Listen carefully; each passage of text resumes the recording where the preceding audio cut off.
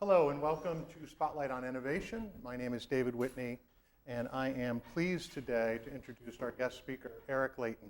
Hello, Eric. Hi, Rohit. Eric is a Gator engineer.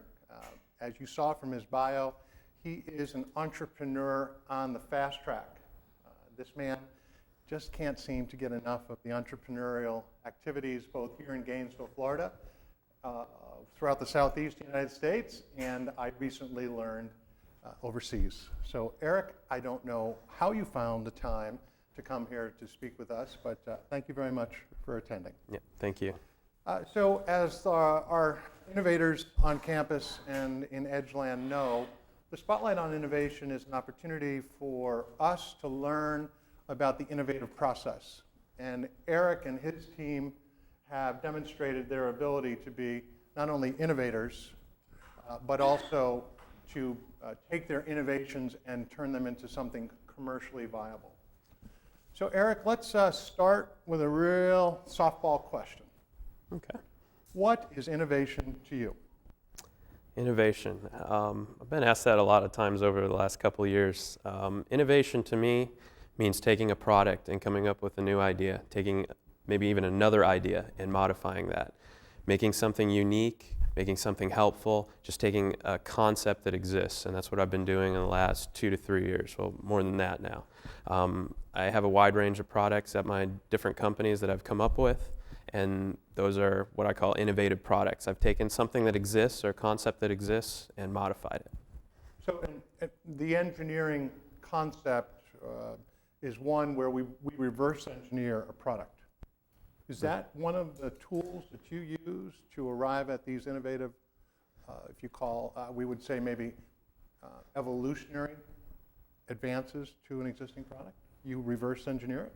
That's a good question as well. Reverse engineering, I've only done that on one product just to understand how it works, but all the products that I've come out with are based on concepts that I've seen or read in textbooks or seen in magazines. I really haven't reversed engineered anything or any new products that I have, but I think reverse engineering is very important. Taking something like an RC car, I'm sure a lot of engineers that I've met take apart RC cars, they learn how it works, take apart a computer, you learn how it works, and then you use that as the basis for further concepts, further innovations.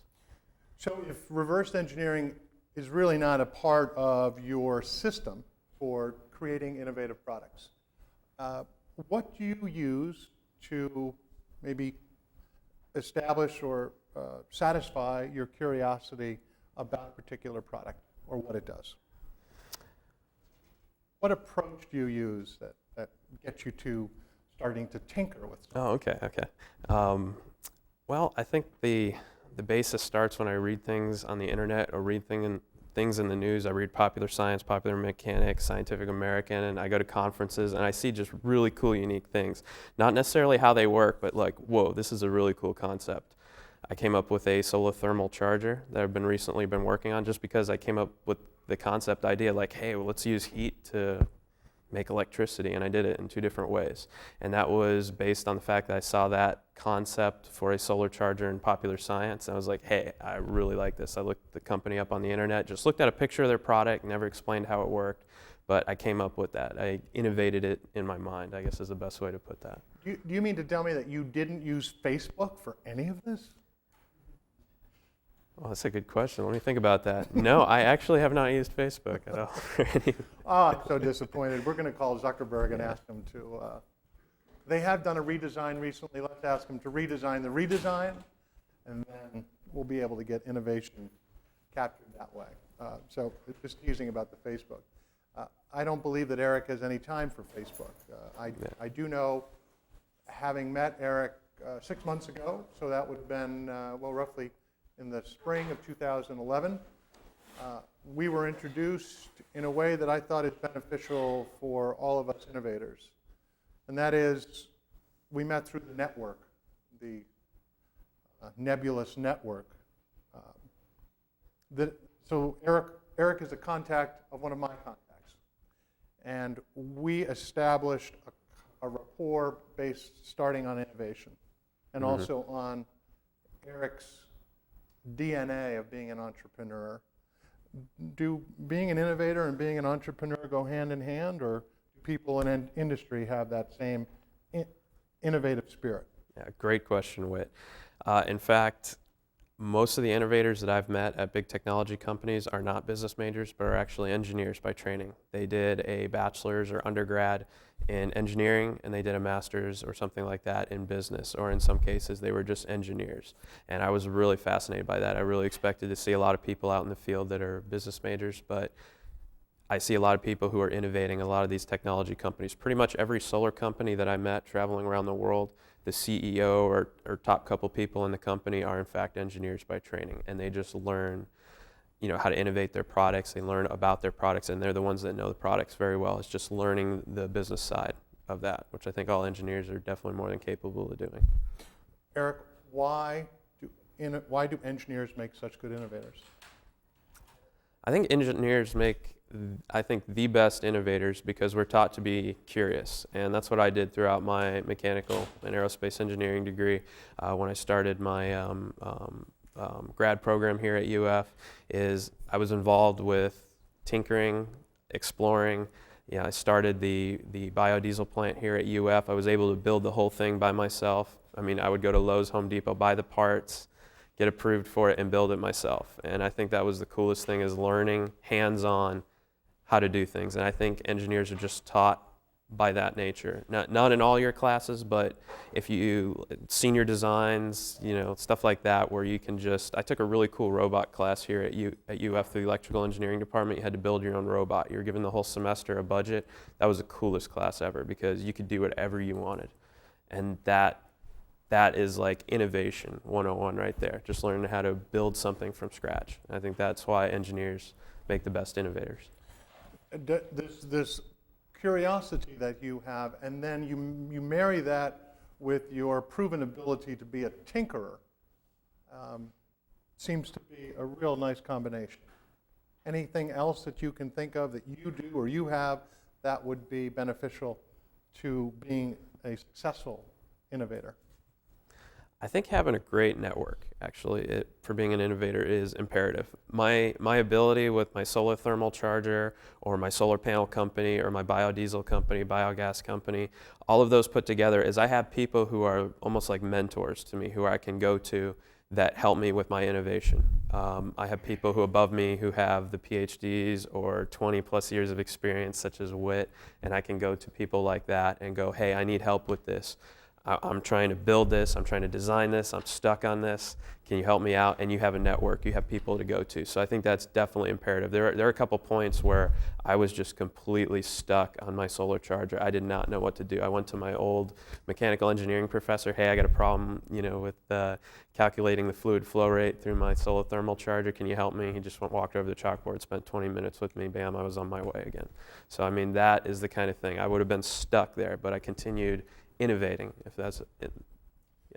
Eric, you've just described the power of the Gator Nation, which Exactly. continues to do you well, but Yeah. I also know from Eric's perspective, and he's modest about this, but he gives back of his time to other members of the Gator Nation. Whether you're an aspiring entrepreneur or an innovator, Eric is very much selfless in the time that he spends with others. Now, having said that, I do know you work very long hours and 7 days a week. Where you find the time for all this, I don't know. I think you manufacture time, which is probably a good trait to have if you are an innovator or an entrepreneur. Very true. So, certainly ambition is part of your DNA, but why did you decide on the entrepreneurial route versus going to industry? Oh, that's a good question. I've not been asked that one before. I really like building things. I think that's the basis of what I like to do, is I like building things. I like being on my own time. All the jobs I've ever had so far, I've been my own boss, I guess is the best way to put it. I have business partners who are equal level with me, but I like having the freedom to be able to do what I want to do. I set my own hours. I can work anytime, during the day, during the night, whenever, 2 o'clock in the morning. But just the ability for me to build. I loved how I was very autonomous in building my biodiesel plant. I love how I'm autonomous with creating my solar company, going out there, creating the work schedule, getting everyone set, building a solar system in a day, just basically doing that every single day. And I love having that ability to do that. I couldn't see myself going to work and be, told what to do every day, where I have no freedom. I'm not able to have any curiosity. I'm not able to innovate. And I think that's my favorite thing to do right now, is able to have a lab, like waking up every day, okay, what can I do today? What can I accomplish today? And that's the fun part. And I don't think I could give that up for anything right now. But the process of making things and testing and your curiosity still leads to products which are sold. You created officially licensed gator soap after you built the plant or the process to make the gator soap. I do know today, which is October 2011, you are operating one company that's in the business of selling a product or a service, providing a service. You are in talks to maybe take that even to the next level, involving some international applications. So you are selling things. What's the transition between just making it and then having to sell what you make? Okay, very good question again. There's a very big gap, and that took me a long time to learn. With all these products that I was creating, I would do patent searches, make sure these inventions that I created weren't patented, and that was the big challenge. Okay, I've got that step done. Okay, how do you get to the next step? And as an engineer by training with no formal business knowledge beforehand, that was difficult, trying to take a product to the market. So in between that is like a huge space, okay? And what I had to do is I had to go to investors. You had to create a marketing plan. You had to convince people to give you money to start up your company, to start selling the product. So I'm doing that with currently 2 products that I have right now, is going to investors, pitching it, making the perfect business plan, perfect financials, figuring out what either the niche market is, how to sell it from Amazon.com, how to sell my products to 2 of them can be sold to nonprofits. I mean, it was a challenge in itself to create the product and make a fully functioning prototype where I can go to an investor and put it in front of them to show that it works. But the next step is, I would say, even harder for me, because that's leveling up almost. You have to create everything from scratch. Is how do you launch that product? How do you get it out into the market? How do you approach people with it? How do you do manufacturing? And that's why I flew to China a couple times, is to set up a manufacturing base. So that was a big challenge, is how are you going to manufacture different things? How are you going to manufacture the solar panel, everything like that. So it's a huge, huge step, I think, to do that. But again, all the people that I approached to help out with that were all former Gators, part of the Gator Nation, and they helped me out. So all my business partners, every single one of them, all totaling 7 or 8, are all Gators. So at one point in time, whether they graduated in the last 40 years or last 10 years, they're all Gators, which is pretty neat, and they helped me get through that gap. Mm-hmm. Well, you mentioned the network, which we all agree is vital to the success. There was something that you said about the business plan or whatever, and you said making the perfect financials or whatever. We know, all of us know, that you just can't be perfect with the business plan. You cannot have perfect financials. Certainly there are parts of engineering that the product does have to be perfect. Mm-hmm. If you make a heart monitor, a heart stent, a pacemaker, that better be perfect. Right. But you made soap. So soap yes. doesn't need to be perfect. Right? Yeah. So soap, last time I checked on Wikipedia, was not invented by Eric Layton. And yet you found a commercial product in soap. Mm-hmm. How? Very true. Well, I'd like to say that the soap did have to be perfect in a way. When you get collegiate licensing, over 30% of your profits go back to University of Florida. It has to be a perfect product. UF is the hardest school in the nation to get licensed for. Rejection rate is almost as bad as trying to get a product into Walmart. It's close to 80% rejection rate. I got in. And what I did was I created a UF soap bar based off my biodiesel process. When you make biodiesel, you create glycerin. So I was thinking one day, at nighttime before I went to bed, what can I do with the glycerin? Soap. So I got permission to take thousands of gallons of glycerin every single week that was taken to the dump anyways, turned it into soap. And I created essential oils based off the leftover lemons from Chick-fil-A, leftover oranges, everything. I created a whole process and hired employees to turn that into real essential oil. We were almost to the point where we were going to launch a cologne based off that, Gator cologne, made on, yeah. That soap had to be perfect. It had to, the Gator symbol had to be perfect, even if it was a little scratch. I had 3 rejections before I got it right, you know, and it takes like 3 weeks application process in between each one. You had to be patient, had to be perfect, had to smell right, had to have the right packaging, right label, UPC label had to be perfect. I mean, for a UF product, it's unbelievable the steps I had to go through to launch that. Okay, that took a long time. Lot of meetings at Tigert Hall. What did I do wrong? What can I do? It looked kind of, I don't know, the color's a little off. It's not the right orange. That happened like 3 times. I mean, I had to go to the soap manufacturing company in Connecticut twice, fly up there and go, you know, what's going on? We need this right orange color. You know, second round of my soap was not fully organic. They used like an inorganic food coloring or something. So I had to go back, and my soap was organic. Okay, and then after all of that done, I got it. I launched. It was great. We had it carried in a lot of different stores, and then the new product that we launched was a coffee soap, and I got a provisional patent on that one. I invented a coffee soap, my own formula, and it uses Sweetwater organic coffee. It's a local coffee place in town. I went down there and bought about 20 pounds of their coffee, and I made a coffee soap based off there. And that's me being innovative, just tinkering around. I went to my old business partners, who's a biological engineer, to help me with the soap making process called saponification, making sure it goes right. And I have a bunch of YouTube videos up of us goofing off making soap in the lab and stuff.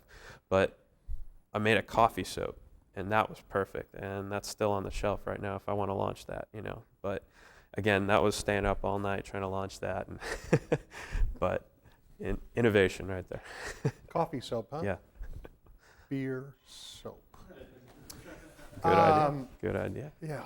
Good idea. I'm sorry I asked about soap. You know, I thought that was just going to be a slam dunk. Remarkable. Yeah.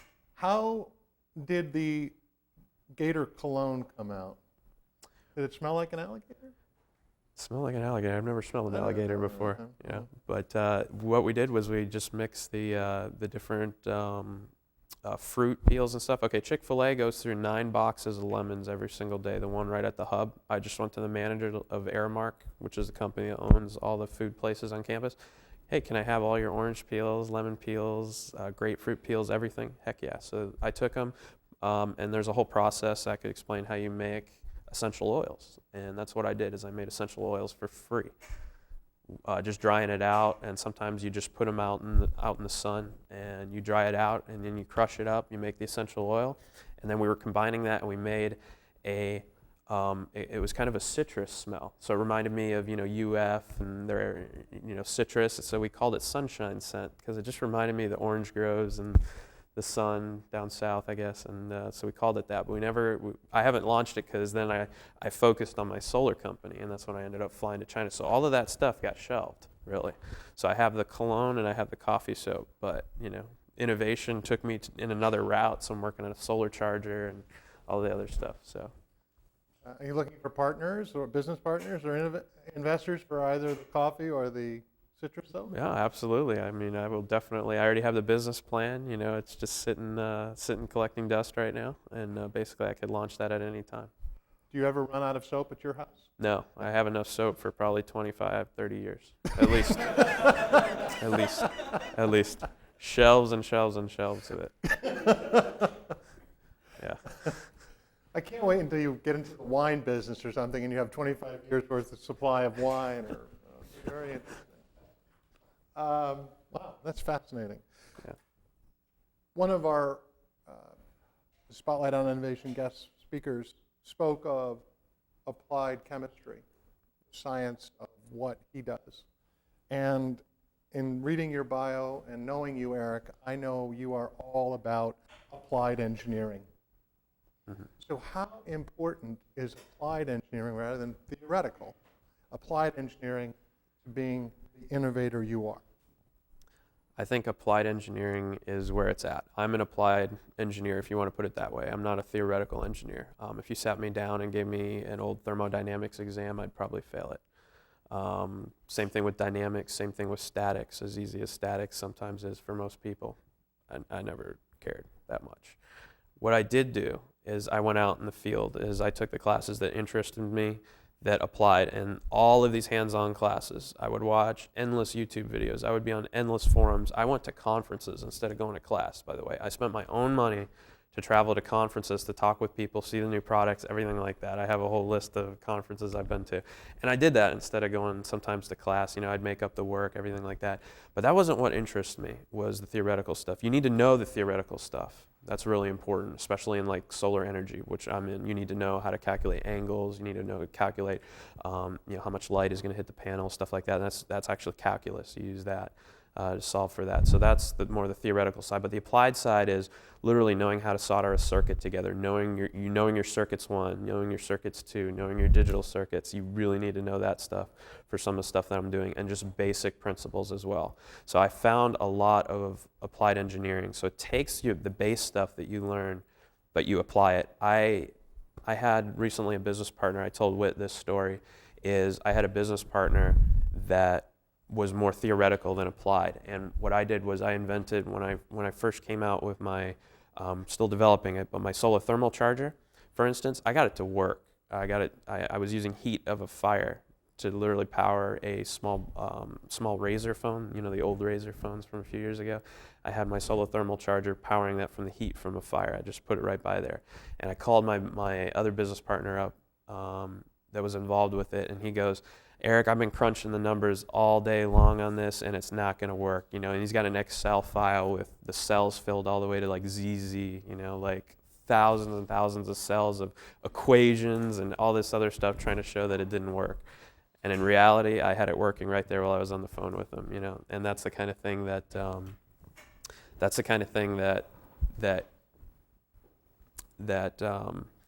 you want to pay attention to, is the applied part. Sometimes the theoretical, that's theoretical, but having the applied aspect is very important. I took organic chemistry as well, and that helped with my biodiesel.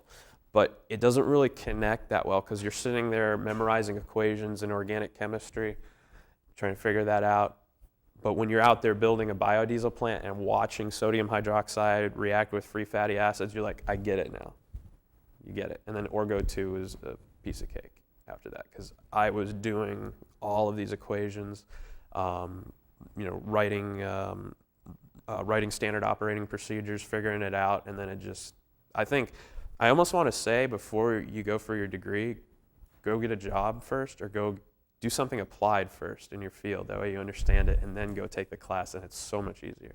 And so by applying the engineering, you are setting yourself up for a series of failures, because you're trying to figure out or perfect the prototype of whether it's a reaction or it's the design. Mm-hmm. How do you, Eric Layton, handle failure or setback? Failure. Temporary setback. Failure or temporary setback happens all the time. I just had 2 this morning. I lost 2 large solar contracts, for instance. I know that's more the business side of things. But, you go, hey, I learned from it. I had the experience of submitting a contract, talking to the owner, stuff like that. And you just move on, because there's always opportunity. There's more things to do. I've got like 4, maybe 5 different products that I'm prototyping right now. Some that Whit doesn't know about yet. I haven't told him, especially like the coffee soap. I don't think Whit knew about that one. So, hey, my solar thermal charger's not working tonight. Move on to the next thing. I don't drink at all. I don't really, sometimes I party, but, you also have to have the stress relief aspect too. Sometimes you get very frustrated, but you're like, okay, I'm going to come back to this later, because it always works when I come back to it later. Always does. When I come back to the prototype, I forget something, or I wasn't doing something, or I needed to pick up the phone to call one of my business partners. How do you do this? How do you do that? Good example was the other night with my solar thermal chargers. I connected 2 of my devices in series instead of parallel. I was working on that for 3 hours without realizing that, and trying to figure it out. So you come back to it later, it works. So basically, how do you deal with failure? Just come back to it later, or just have a smile on your face, don't lose the faith, and just keep moving forward. That's the best way to put it. I've had a lot of failures I can tell you all about, from China to here to when I was in school here, but you just keep moving forward. You don't stop. Mm-hmm. You have very much embraced the whole notion that in order to succeed, you're going to have failure as compost for your successes. It's just going to energize your eventual success. That becomes very apparent to me. One other aspect of your success, and the audience has questioned this repeatedly of our guest speakers in the Innovation Spotlight, is do you need a lot of money to do what you do? Now, I know you want to make a lot of money by what you do, but how about the funds that you need to launch a startup company or to continue to tinker on building innovative products? Are you really wealthy and you have lots of money to do this? I happen to reinvest a lot of what I made in my company in my prototypes because that's what I enjoy doing. I first started my soap company with $4,000. Basically, that was from money I won from either scholarships or just extra stuff or my job here at UF. I was a resident assistant and then desk assistant and did all of that, and I wouldn't spend anything, and then I had this money. My biodiesel plant was getting paid a little bit to do that, so I just saved it up, and then the idea just came along, and I was really smart with investing, and you just build it up. So it started with $4,000, and then I built it up. Met my business partner from China who came to the biodiesel plant, who wanted to set up a biodiesel plant in Beijing, and approached me. We flew to China for a month, worked from there, and just stuff just starts building up, and you do that. And sometimes it'll get rough in the companies, like when you lose contracts or whatnot, but you just keep moving forward and you approach investors. So I've had small investments of, a couple thousand here that were paid back, stuff like that. And you can go to these different people and go, I need $100,000 to make this product work. And there's investors out there that you can go to. They have certain terms and stuff like that, but you can do that. Another great website, if you have a good idea, is like Kickstarter or Indiegogo. I've met some successful people through there. I haven't launched yet on one of those websites, almost did. But those are funds too. I would always go to your friends or family or just see what kind of funds that you have and what your idea consists of. If it's a big technology company, probably want to go to an investor to start off with. If it's something like small, like I recently met, real quick, I just met somebody in town who came up with this unique bike light system that's like LEDs on the back of their back tire so that they don't have to put the flashy light in the back. It's really cool, and it does it in different sequences depending on what music you're listening to on your iPod or something, so it beats to that beat. I mean, it's kind of cool. And so he just launched on Kickstarter, and he's already made $30,000 on Kickstarter. Can you explain Kickstarter for the audience here and then also in Edgeland? Sure. Yep. Yeah. Kickstarter is a website that was started a few years ago. It's very successful. It's hard to get on, but a lot of people still do get onto it. And there's other websites like Kickstarter, like Indiegogo that I just mentioned. And if you have a product, an idea, whether it's an engineered product, an innovative product, or some sort of Kickstarter also does performing arts too. If you have a play that you want to put on or something like that, or you need funding for your band or something like that, you can launch. Now they have some really cool products on Kickstarter. I like looking at Kickstarter every once in a while, see what engineering products are on there. And you launch your product and you make a video of you and your business partner. Just go, hey, I'm Eric. I'm launching a 3D prototyping printer. I'm asking for $5,000. If you donate $100 or more, I'll give you a sticker and a book of photographs of how I created the product. If you donate $500, I'll give you the 3D prototyping printer. So it's like startup capital, and it's free. Indiegogo allows you to keep almost 100% of the money that you get. Kickstarter takes 7%. So those are good websites to start off with. Those are free. If you don't have money yourself, friends, family, stuff like that, if you can't find an investor, don't want to go that route, those are some of the best ways to do that, is start off on those. Just see what happens, because that's free money almost. And you just have to give back whatever they donate, and it's a good start. So I've met quite a few successful people here in Gainesville that have launched on that website. So why Gainesville, Florida for you? And what is it about this town and the network that is so appealing and is supportive of an innovative entrepreneur like yourself? Okay. Well, I think I love Gainesville. This is my sixth year here, and I really enjoy it. And I've flown all over the world in the last couple of years. Spent more than a month in China on my longest trip, And I always find myself coming back to Gainesville. I lived in Raleigh for 2 months over the summer, launching a solar company up there.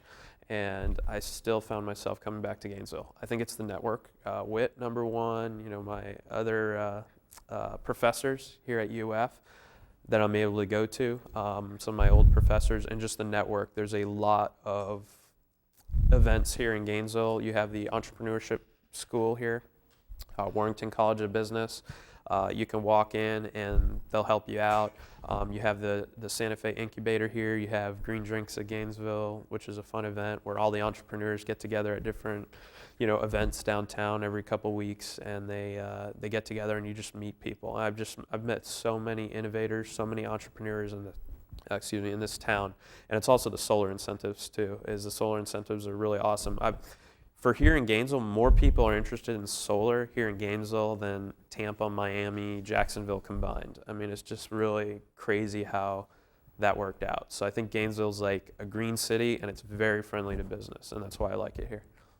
So you hit upon Gainesville as being a green city, embracing the solar power. You've created at least one company with an affiliate or a division of that's involved in the installation of solar panels. Without giving away proprietary information, could you just describe a little bit about what International Renewable Energy is all about and some of the projects that you've been working on at IRE? Okay, great. I started International Renewable Energy LLC, or IRE Solar for short. We also have different divisions. I own the name IRE, which is trademarked now. So we have IRE Roofing, we have IRE Solar, we have IRE Home Inspection. We're going to launch IRE Building pretty soon, where we want to maybe get into building green homes pretty soon. And so those are the start of the companies that I have. And what IRE is International Renewable Energy was started as a company to distribute solar panels, consult with alternative energy, dealing with biofuel, wind, and solar, and also to install panels. So we kind of do it all when it deals with solar hot water, solar photovoltaics, which are the electric producing panels, and we also do consulting. So I've had people that contact me that want solar panels on their roof. We can definitely do that. People who are interested in setting up a biodiesel facility, need help with a business plan, anything like that, they would contact me and I would definitely help with that. But our main work right now has been solar panels, solar farms, and we're now getting into a new realm called biogas. And we take stuff from wastewater treatment plants, make methane from that, and you produce electricity. And it's a pretty efficient process. We got into that recently in the last couple months. The products that we launched are not only solar panels, but I'm working on two main products. One is the solar thermal charger. It's a small charger that uses heat, even your body heat. You can hood your car right after you drive it. You can put it on charge. In the sun, fire, like I was saying before, you can just kind of shove it by your fire. Right now I'm trying to build it up so it's beefy enough to power the iPhone, which is the energy hog of all electronic devices right now. The iPhone uses such a massive amount of wattage, so I'm working on that. And the other product is a solar water desalination device. I've developed a device that you can a solid device and a piece you can blow up like emergency, like it would be all folded up. You blow it up with a CO2 cartridge and you throw it out in the ocean, and it can produce a couple gallons a day. No moving parts, no electricity, none of that stuff. And then I built a couple ground-based units that you can put on land, and it uses solar panels to help power some pumps through these devices. So the idea is for me to approach not only nonprofits but other businesses. So not only am I doing all the normal stuff that I do with IRE, IRE Solar, IRE Biogas, IRE Roofing, we also do roofing on the side too, and I'm developing these products. So I'm kind of I'm doing the R&D type of thing with my business, and my other business partners help run the other part of the company. Eric, you mentioned probably 4 or 5 different businesses or divisions within a conglomerate umbrella. How do you have the focus, or how can you focus on so many things going on commercially? And there's always an and, continue to be the tinkerer, the the curiosity person that just is screaming out inside of you to do more. Where do you find the time? Yeah. That's another very good question. I get asked that a lot. How do you find the time? And I guess you just do. Is this sort of the Art Williams? I think, I'm arriving at the Art Williams. There's a gentleman on YouTube who just says, just do it. Just do it. Yeah, Nike. Yeah. So maybe you are Art Williams' perfect example of just doing things. Yeah, just do it. Now, there's a couple small factors that go into that. You'd be amazed at how much time a few years ago, when I took video games and television out of my schedule, how much time you have. When you start going to sleep early, or try to maintain a good sleeping schedule, at least 4 to 5 hours a day, it doesn't matter what time. I drink a lot of coffee. My doctor has told me to stop drinking coffee. Now, it doesn't help that I have coffee soap, and I'll talk a little bit about that later, but, the coffee soap really buzzes you Does that big wake time. you up? Oh, Soap? yeah. Oh, yeah. Coffee soap wakes you up. Oh, yeah. I couldn't find insurance for it. That's why business insurance for it, because they were like, doesn't this need FDA approval? I'm like, no. What happens is the coffee grounds open up the pores in your skin, so the caffeine goes into your bloodstream 15 times faster than drinking. So I'm in the shower just with my coffee soap that I invented, and you're buzzed. You feel like you want to save the world when you get out of the shower. Like, all right, let's go do it. Yeah. So I don't do 5-hour energy. I don't do any of those monster drinks. Just coffee, soap, and coffee, pretty much. I have a cell phone. It's not the fanciest cell phone either. It's just a Nokia Fuse Smart Talk. Got it at Walmart, $40 a month, but it has unlimited text and email. If I didn't have email on my phone and have the ability to edit Microsoft Word or PowerPoint, I wouldn't be able to do what I do. So I would probably say this has saved me many, many times. Okay, I've had countless occasions where I'm out in the field on a rooftop or anything where I need to answer my phone and send an email immediately. Eric, can you forward the Excel document or the final proposal? We need it now. Got it right here. So, this really helps. And something called Dropbox, by the way. Have you guys heard of Dropbox? Oh yeah, hell yeah. I bought I have 200 gigs on Dropbox. I pay $300 a year for it, but it's my roving hard drive. No matter where I am, I can log in. I've got my hard drive right there on Dropbox. That saved me so many times at conferences that I've gone to. Lost my jump drive. Oh shoot, I'm presenting now. Where's my jump drive? Dropbox saved me. Yeah. So that, and then you just have to schedule efficiently. Like you don't want to waste a lot of time, but at the same time, you do have to take some time off and relax. So I just go see a movie. Or hang out with friends, something like that. But you just budget your time correctly and be very efficient. Not working, put it to the side. Let's move on to the next thing. So, just kind of do that. And you have very efficient business partners. I think that's the best thing, is choosing the right people. Okay, you have to have those people that have your back. Like, I can't do this today. Can you take care of it? I got it, Eric. Let's and an hour later you get the proposal or something like that. So that choosing the right business partner, and I can go into stories where I chose 2 previous business partners who were not the right business partners, that didn't do anything. And then right now I have the perfect business partners where they're there, they have your back, they help you out, they'll send emails for me, stuff like that. So that definitely helps out. And your business ventures are not in these obscure industries. Solar is very competitive, foolishly competitive, really. Mm-hmm. Soap, that's a competitive business too. Why don't you shy away from such competitive businesses and find something that's obscure and become the 900-pound gator in that market? Well, I have a few things that I'm ready to launch, and definitely this water desalination device, definitely this solar thermal device. But there's a few other things on my I have a composition notebook where it's that I carry around with me all the time, and I just write ideas in it. It's at my car in Wall Hall right now, but it's like I just write things down, whatever that come to my mind, and there's some pretty good ideas in there. And there's other things that I'm working on, and just trying to figure out what to do. Now I did go away from the soap company. I ended up selling my soap company off.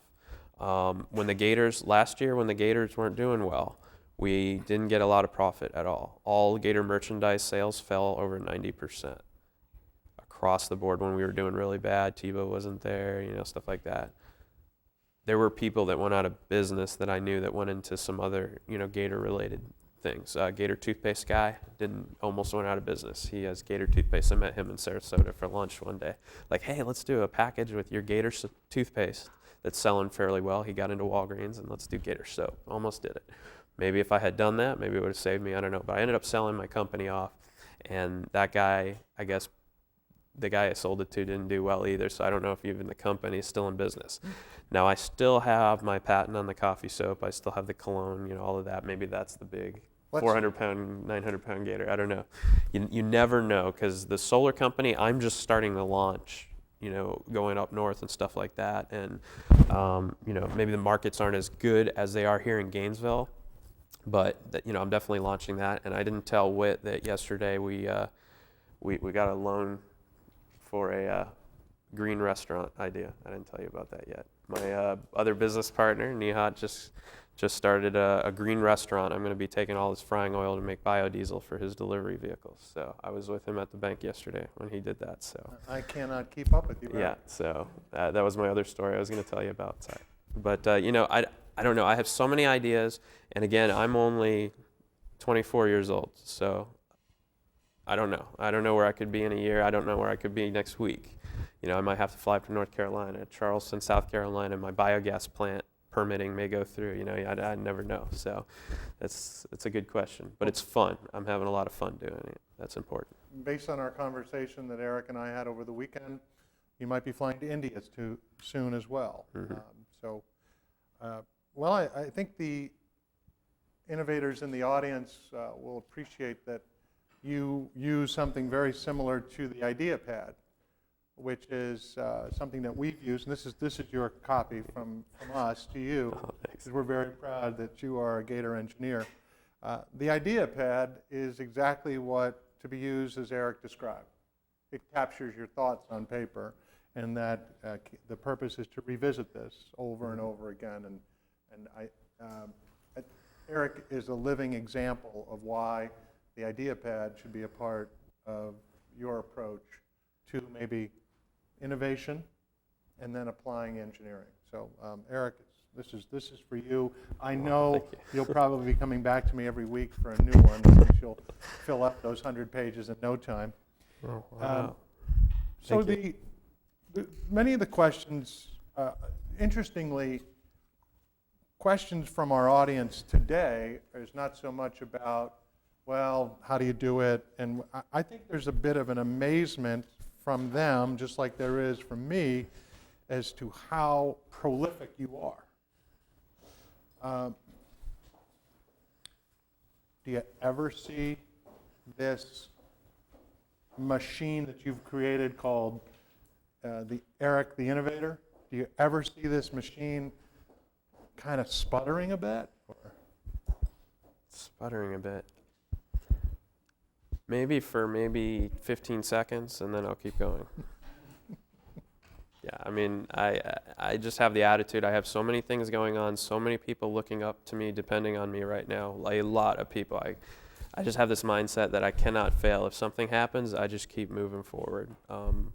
With those 2 contracts that happened this morning that I didn't get, hey, I'm still happy. I'm moving forward. I've got 2 more that I need to work on. So it doesn't matter. I just keep moving forward. You don't stop. But hold it. Now you move forward, but you had to start somewhere.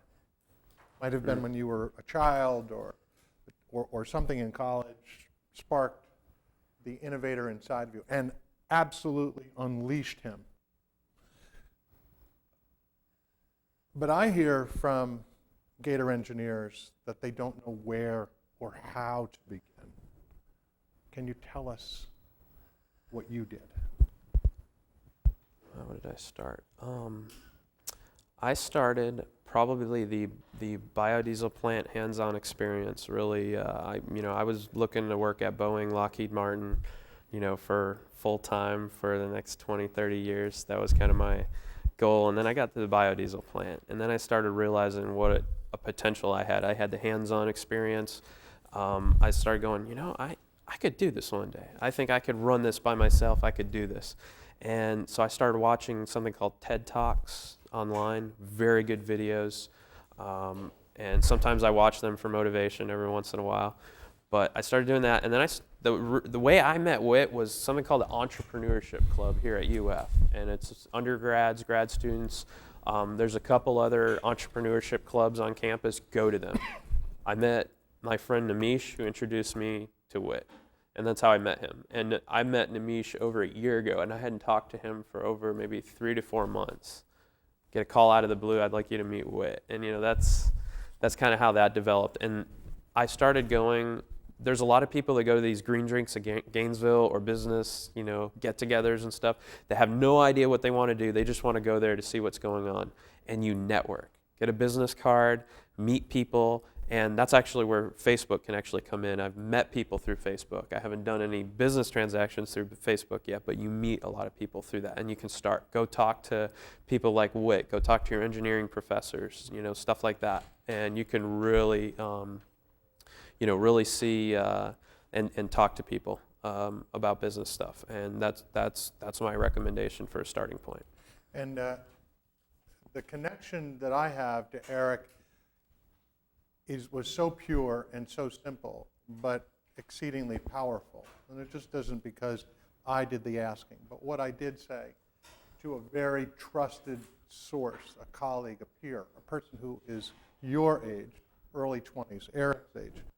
I asked him, as simple as this, tell me who the best you know. And without hesitating, he said, you need to talk to Eric Layton. And that's how it begins. So the challenge for you in Edgeland and for you in the audience is, will your name come up when somebody asks, give me the best you know? If it can't, you are missing the biggest opportunity of your college career. Because the College of Engineering is all about innovation, entrepreneurship, and leadership. And this young man to my left has all of it. And that's what we are doing, instructors, the dean of the college, that's what we are doing to create this environment for you. It's as simple as that. For those of you who've bought into it, this is your future right here, Eric Layton. For those of you who haven't, this is who's going to trump you every single step of your career. People like this.